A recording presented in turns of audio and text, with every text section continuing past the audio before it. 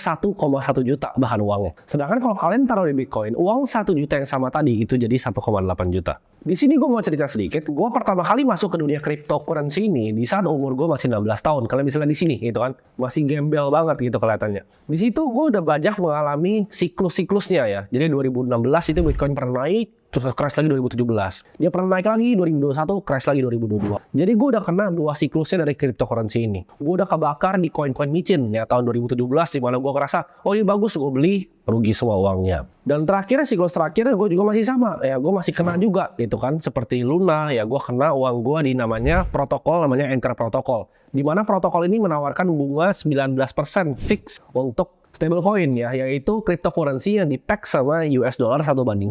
Setelah bertahun-tahun di dunia ini, sampai sekarang portofolio gue itu 90% lebih di cryptocurrency. Jadi gue walk the talk, yang gue ajarin itu adalah yang gue praktekin sendiri.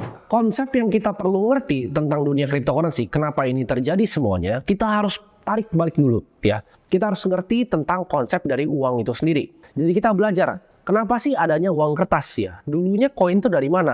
Jadi kalau kita mulai ke permulaan di awal, ada sistem yang namanya barter, di mana kita tukeran ya. Lu punya misalnya 10 apel, gua punya satu ikan yang gede, kita tukeran. Lu kasih gua 10 apel, gua kasih satu ikan. Tapi cepat atau lambat, manusia itu sadar bahwa ini nggak bisa nih dilakukan barter gini. Karena gini, kalau kalian punya 10 apel, tuker satu ikan, mungkin ada yang mau. Tapi kalau kalian punyanya apel, mau tuker sama satu rumah, mau berapa ratus, berapa ribu apel yang kalian tukar untuk rumah ini, ya kan? Jadi di situ nggak cengli. Dan problemnya dengan misalnya buat yang punya apel atau punya ikan, kalau ditukar sama rumah, mungkin proses transaksinya lama, dan begitu udah transaksi nih apel sama rumah, apelnya udah basi. Uang itu kan adalah transfer antara value.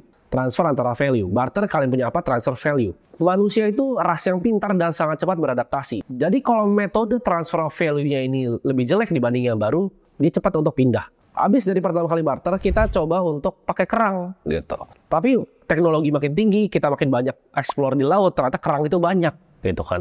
Nggak langka lagi, jadi nggak bisa dong pakai kerang, orang tinggal ngambil kerangnya. Jadi nggak adil. Jadi transfer antara value ini ya, itu banyak berubah-ubah. Dari awal barter ya kan, kita lihat ada uang dari kerang, kita lihat uang dari garam, kita lihat akhirnya uang kertas pertama kali di dinasti Song Cina, dan akhirnya sampai ke uang kertas di Eropa ya. Nah, awal-awal uang kertas ini di Eropa itu dibikin sama para goldsmith namanya. Jadi mereka itu yang ibaratnya ngelebur-lebur emas, yang bikin emas ya. Tapi mereka sangat cepat sadar. Jadi gini, awalnya uang kertas adalah, misalnya gue punya emas nih 100 gram gitu. Gue kasih lu kertas bukti bahwa lu punya emas di gua nih. Gue pegangin emasnya, lu ambil kertasnya bahwa lu punya emas ini. Jadi awalnya itu adalah kontrak untuk emas. Tapi seiring berjalannya waktu, manusia kan serakah. Nah, orang-orang para yang bikin